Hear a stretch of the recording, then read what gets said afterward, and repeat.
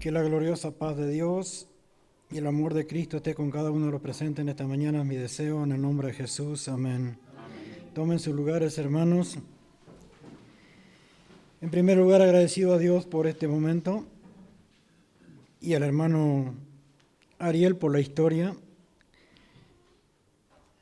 porque siempre es bueno cuando recibimos visitas y podemos refrescar la memoria, porque es más fácil entrar cuando extrañamos, cuando esperamos de estas palabras.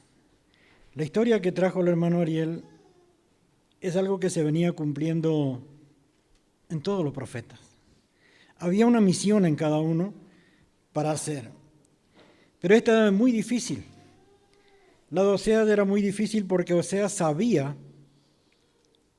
a qué se prestaba. Porque Oseas usó esa lección de la mujer para confirmar que esa infidelidad que él enfrentaba era lo que él quería decir sobre la infidelidad del pueblo de Israel hacia Dios. Y que ese adulterio que Israel había cometido contra Dios, y cómo el amor de Dios era fiel hasta el final, y va a ser fiel con todos hasta el final, porque la promesa de Dios es que Él iba a hacer y iba a cumplir todo lo que le había prometido. Ahora yo le hago una pregunta, o me pregunto a veces si no es eminente la venida de Cristo por todo lo que está aconteciendo. Pero es un llamado de atención a la iglesia, porque en estos últimos tiempos, antes de extenderme más, el hermano citó esos pasajes ahí en el libro de Oseas, pero también fue a Segunda de Reyes. Y en Segunda de Reyes no vamos a leer, pero dice el capítulo 10, versículo 11, que Jehú destruyó a todo lo de Jerril hasta no quedar ni uno, por todo el pecado de la idolatría que había. Y hoy día nosotros vemos toda esta historia que se cumplieron en el pueblo de Israel, y siempre Israel, que fue llamado y escogido por Dios, terminó siendo el vencedor en todo. Israel es el pueblo elegido por Dios, y por eso yo siempre les digo, toda nuestra vida, todas las cosas que acontecen, gira en torno a Israel. Todo lo que acontece con Israel tiene que ver con nosotros y nuestra redención y la venida de Cristo. Hay un caso muy importante. Yo quisiera no salir del tema. En el libro de Isaías hay un llamado sobre lo que está aconteciendo, lo que aconteció, y Israel no había aprendido de la disciplina, nunca aprendió de la disciplina o de la reprensión de Dios sobre el pecado. Le costaba muchísimo, porque si nosotros vamos a la historia, cada vez que había ese problema ellos se apartaban, uno iba al monte, a cavernas, a lugares donde estaban apartados. Igual así le llegaba la destrucción. ¿Qué es lo que ocurre hoy? Hoy no estamos de acuerdo con las decisiones de la iglesia. Hoy no estamos de acuerdo con los hermanos y vamos y hacemos otro grupo de iglesia.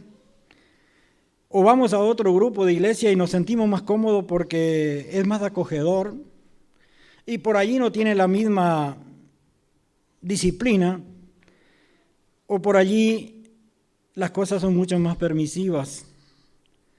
Hermanos, presten mucha atención a lo que está pasando, porque en la venida de Cristo ya no va a haber más tiempo para volver atrás. Y dice la palabra de Dios, Isaías, mi intención no era leer otro capítulo, pero capítulo 42, versículo 18.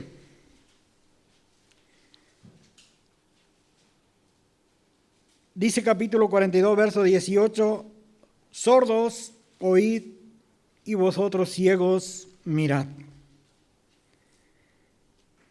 La pregunta, ¿quién es ciego sino mi siervo? ¿Quién es sordo como mi mensajero que envié? ¿Quién es ciego como mi escogido y ciego como mi siervo, como el siervo de Jehová? Que ve muchas cosas y no advierte, que abre los oídos y no oye. Jehová se complació por amor, por su justicia, en magnificar la ley y engrandecerla. Mas este pueblo, saqueado y pisoteado, todos ellos atrapados en cavernas y escondidos en cárceles, son puestos para despojo y no hay quien los libre. Despojados y no hay quien diga, restituid. ¿Quién de vosotros oirá esto y quién entenderá y escuchará respecto al porvenir? ¿Quién dio a Jacob el botín en botín y entregó a Israel a saqueadores? ¿No fue Jehová contra quien pecamos? No quisieron andar en sus caminos, ni oyeron su ley. Por tanto derramó sobre él el ardor de su ira. La fuerza de guerra le puso fuego por todas partes porque no entendió, y le consumió, mas no hizo caso. Siempre pasó eso cuando el pueblo de Israel paulatinamente, pausadamente iban hacia el pecado. Dios nunca corrigió, nunca castigó sin antes advertir, siempre advertía al pueblo de que si seguían ese camino iban a ir a la muerte. Que si no cambiaban, volveos a mí, yo volveré a vosotros. Y siempre era el llamado de Dios cuando el pecado de Israel estaba tan complicado, y Dios por amor a ese pueblo, Él le llamaba la atención, le decía, miren, están equivocados. Hoy si nosotros nos paramos y decimos, iglesia, ustedes están equivocados. Hermanos, están siguiendo el mundo. Hermanos, están haciendo lo que el mundo está haciendo. Miren, Cristo viene. ¿Quién se detiene y dice, bueno, yo voy a cambiar mi vida? Si no dice, no, el pastor está equivocado, la iglesia está equivocada, los hermanos están equivocados. No es así, no es tan así. Cristo mira el corazón, no mira lo demás. Y dice, bueno, yo voy a seguir mi vida, voy a hacer así porque me siento más a gusto en aquella iglesia. O me siento más a gusto en aquel lugar porque me reciben bien. No miran cómo voy, no miran cómo estoy, no lo que hago. Porque dicen que Dios mira el corazón. ¿Es así? No es así, hermanos. Va a llegar el momento en el cual Cristo va a venir y todos van a correr de un lado a otro, como hicieron muchas veces el pueblo de Israel, diciendo, Señor, en tu nombre hicimos todas estas cosas. Y dirán, a mí nadie me dijo. ¿Quién me advirtió que esto iba a pasar? ¿O quién se detuvo a mirar mi vida y a decirme, hermanos, mire, estás equivocado o te estás equivocando en los pasos que estás dando? Mira que Cristo pronto viene y ya no habrá más tiempo de volver atrás. Pero cuando decimos de aquí, de este lugar, parece dura las palabras y decimos, pero mira la vida de este, cómo vive, o su familia, o esto. ¿Quién es sordo? Dice la palabra de Dios. ¿O quién no es el que quiere oír? Es la iglesia. Es la iglesia que muchas veces tiene la palabra, tiene la Biblia, pero deja la Biblia y sigue las instrucciones de los demás. Y muchos entienden o están entendiendo de que, bueno, yo hoy me siento a gusto porque estoy en el lugar que creo que estoy bien. Llevan el nombre Iglesia de Dios y creen que están haciendo las cosas que la palabra de Dios pide a medias y está bien. Se sienten a gusto, porque por allí se sienten como están en el lugar adecuado, haciendo las cosas adecuadas o haciendo las cosas que entienden que es necesario para la salvación. Y hay una cosa muy importante. Yo, antes de pasar a otro tema, quisiera que usted me acompañe el libro de Oseas, donde el hermano estuvo leyendo hoy, y vamos a leer un pasaje muy importante para poder entender lo que el hermano y nosotros hemos escuchado en esta mañana. Oseas 14. Y vamos a leer el capítulo entero. Oseas capítulo 14, súplica a Israel para que vuelva a Jehová. Versículo 1. Vuelve, oh Israel, a Jehová tu Dios, porque por tu pecado has caído. Llevad con vosotros palabra de súplica y volved a Jehová y decidle: quita toda iniquidad y acepta el bien que te ofrecemos, la ofrenda de nuestros labios. Muchas veces nosotros decimos que Dios, o le pedimos a Dios: acepta la ofrenda de nuestros labios que traemos aquí, las alabanzas, los mensajes, y estamos dolidos por adentro, estamos disgustados con los hermanos, estamos disgustados con la iglesia, estamos disgustados con todas las cosas, y venimos porque supuestamente este es un hospital, una escuela donde venimos a ser sanados y a ser enseñados, y venimos hasta aquí, pero no queremos dejar nuestro orgullo, y venimos aquí, queremos que los mensajes o las palabras sean de acuerdo como estamos viviendo y que nadie nos corrija. Y era el llamado de atención a Dios de Israel diciendo que era necesario: vuelve, oh Israel, a Jehová tu Dios, porque por tu pecado has caído. Versículo 3. No nos librará el asirio, no montaremos en caballo, ni nunca más diremos a las obras de nuestras manos: Dios es nuestro, porque en ti el huérfano alcanzará misericordia. Yo sanaré su rebelión, los amaré de pura gracia, porque mi ira se apartó de ellos. Yo seré Israel como rocío, y florecerá como lirio, y extenderá sus raíces como el Líbano. Se extenderán sus ramas, y una de ellas somos nosotros, y será su gloria como la del olivo, y perfumará como el Líbano. Volverán y se sentarán bajo su sombra, y serán vivificados como trigo, y florecerán como la vid, su olor será como el vino del Líbano.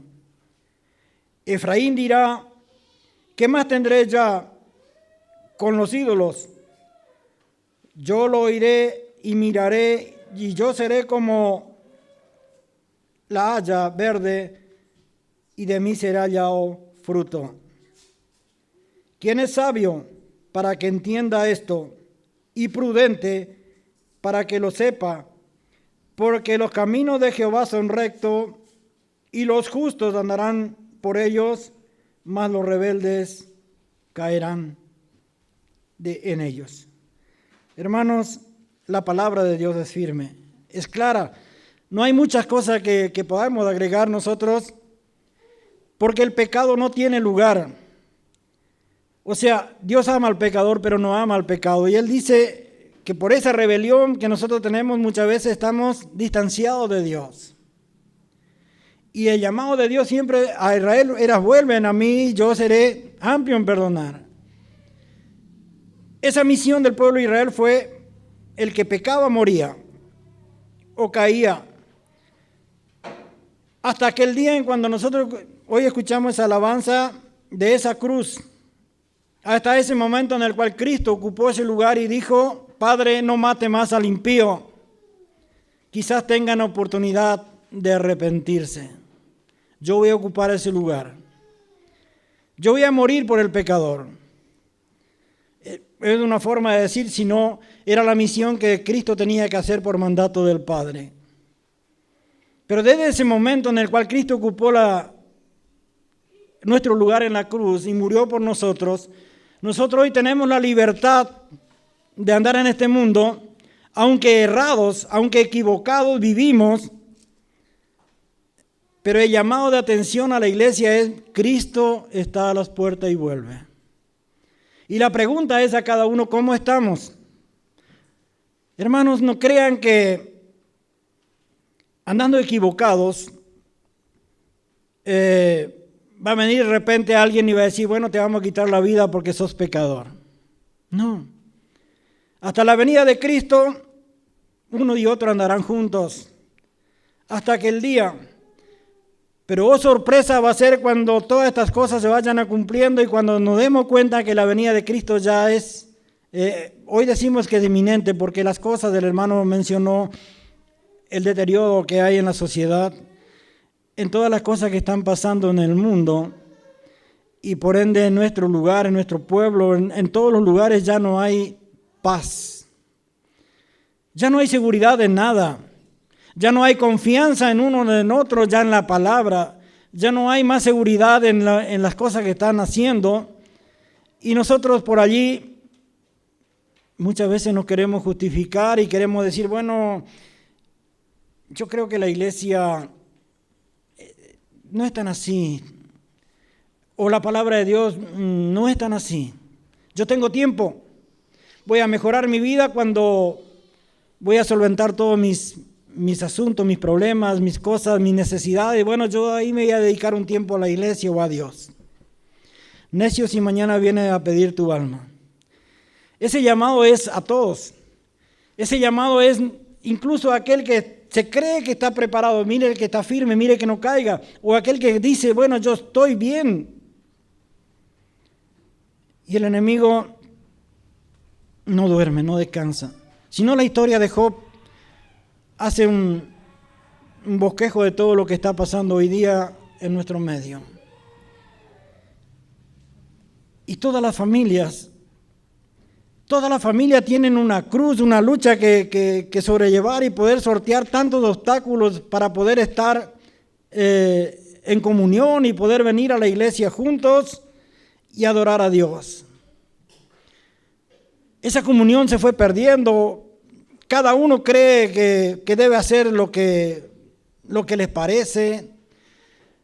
¿Cuánto hace, hermana Eleodora, hermana Irma, o los mayores que están aquí? ¿Cuánto hace que nosotros decíamos a nuestro hijo: hoy vamos a ir al culto? Y los hijos estaban preparados primero para ir al culto. Hoy cuesta muchísimo decir a la familia, a los hijos: vamos al culto, porque cada uno tiene su lugar o cree que están bien o van a otra iglesia y creen que están bien. Y paulatinamente todas las cosas van sucediendo para que el llamado de atención de Dios se cumpla en todos. ¿Quién más quisiera que hoy toda nuestra familia estuviera aquí? ¿Quién de los padres mayores no quisiera que sus hijos estén todos congregados? O que estén solamente en comunión con Dios en el lugar donde se encuentran.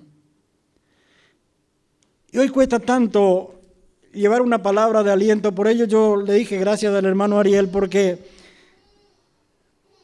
es un llamado o es un enviado de Dios a traer un mensaje para que la memoria nuestra sea refrescada de las cosas que están aconteciendo. Y hoy día cuesta tanto no solamente traer un alma a la iglesia, sino mantener las que están en la iglesia. Cuesta tanto porque el enemigo no descansa y sabe que le queda demasiado poco tiempo. Y ese llamado, esas cosas que nosotros vemos, están aconteciendo, que dijo Pablo, no solo a vosotros, sino a todos nuestros hermanos en todo el mundo. Y Jesús hizo un llamado: cuando veis que estas cosas acontezcan, erguid vuestra cabeza porque vuestra redención está cerca. Y creemos que tenemos todo el tiempo disponible. El hermano citó el segundo mensaje, Primera de Juan.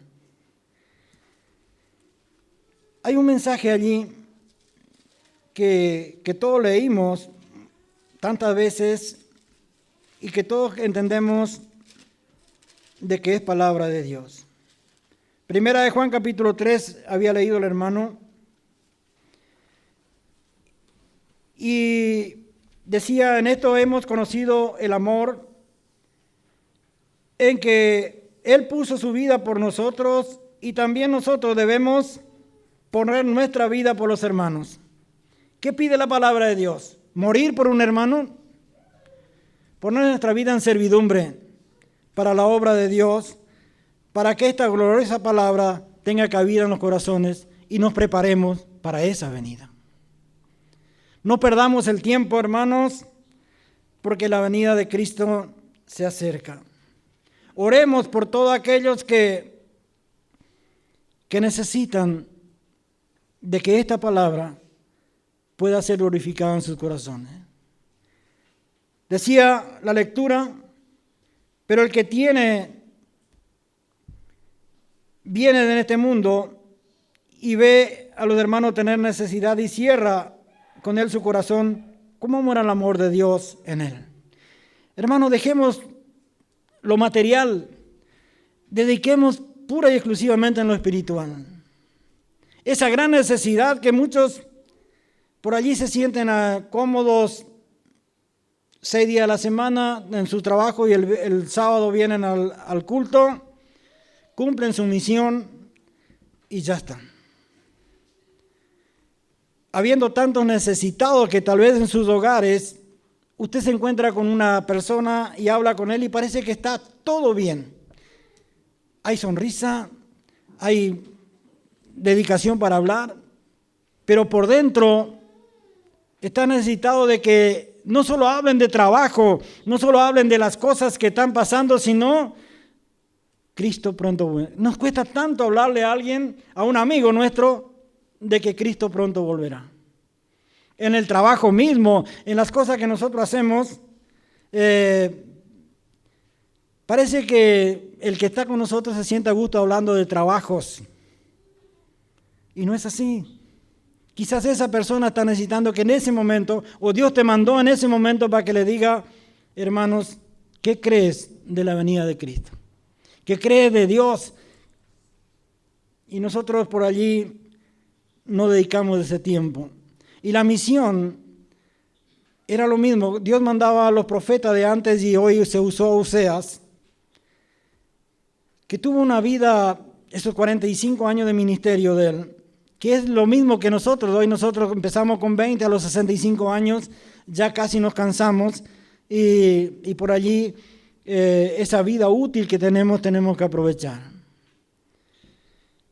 Y hermanos, pónganse en lugar de Oseas, que él sabía, porque en el pueblo, pónganse que sea 2 de mayo, y le digan a un joven: tú tienes que casarse con aquella mujer que anda con tanta dificultad. El hermano hoy se refirió que dice que si alguien le decía, o él en ese momento él se pensaba esas cosas, él no iba a aceptar. Pero si era la misión de Dios y Dios sabía de que era llamado de atención en ese lugar, que tendría que hacer esas cosas para que se cumpla lo que Dios había establecido. Y con todo esto, el pueblo no aceptó, sino que murió por la desobediencia. Y hermanos, dejando aquel tiempo, dejando aquel castigo por la rebeldía de Israel, vayamos a nuestros tiempos, a la rebeldía de la iglesia. Yo siempre le digo, hermanos, nosotros somos demasiado bendecidos como iglesia, demasiado bendecidos como hogar, como familia, con todas las necesidades suplidas, y muchos, unos más, otros menos, pero todos tenemos demasiado bien las cosas para pensar en las cosas de Dios. No nos falta nada, pero en aquel entonces sí le faltaban cosas, Porque si Dios le dejaba de bendecir, Dios le alimentaba, Dios le daba todas las cosas, pero si Dios por esa rebeldía le dejaba de alimentar, ¿cuánto tiempo aguantaría el pueblo de Israel esparcido o el pueblo de Israel por el mundo? No tenía solvencia, no podía mantenerse, pero Dios había prometido, no dejaré. Y esa promesa hizo Dios a través de Cristo para la iglesia. Yo voy a ocupar ese lugar, pero miren atentamente cada uno por su vida, porque aquel día yo también pediré cuenta. Así como Dios hizo con Israel momentáneo en aquel momento, hará Cristo aquel día en cuando venga. ¿Y cuánto aquel día van a decir, Señor, perdóname, me equivoqué? ¿Habrá tiempo? No habrá más tiempo. Hoy es el día. Por eso dice la palabra de Dios, cuando oiga estas cosas, no descaiga vuestro corazón, porque ya no habrá más oportunidad. Hermanos, demos gracias a Dios porque somos muy bendecidos en todo. Tenemos en nuestro medio un número muy grande, muy importante de hermanos preparados. Tenemos músicos, tenemos ganas de alabar, tenemos tantas cosas y que muchas veces no sabemos valorar. Muchas veces buscamos en las cosas de afuera, buscamos en otros suplir lo que de adentro hay y no sabemos valorar. Démosle gracias a Dios porque tenemos en nuestro medio muchos preparados. Usemos como instrumento a esos hermanos para transmitir el mensaje antes que sea demasiado tarde. Mi deseo es que la gloriosa palabra de Dios siga siendo la única autoridad en nuestro medio todos los días, hasta la venida de Cristo. Que no tengamos necesidad de buscar como buscaba el pueblo de Israel en ídolos, en imágenes, en otros lugares, para apreciar lo que nosotros tenemos. Nadie sabe valorar más las cosas hasta el momento en el cual lo pierde. ¿O no es verdad? Nosotros, hay algunos que recientemente perdieron los padres. Pero a nosotros que perdimos los padres, quisiéramos esos consejos, quisiéramos volver hacia atrás y poder aprovechar todos los consejos que ellos nos dieron.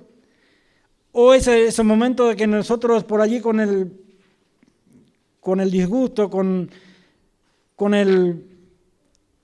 porque la palabra es duro, pero por ahí con el odio o la bronca que teníamos momentáneo no sabíamos valorar. Ninguna disciplina en un principio es motivo de gozo, sino da fruto apacible para aquellos que buscan la paz. Y esa es la gran verdad. Ninguna corrección en la iglesia en un momento es buena, pero da fruto para aquellos que aceptan y creen que es necesario para alcanzar la salvación. Que Dios le bendiga muy ricamente, en mi deseo, en el nombre de Jesús. Amén.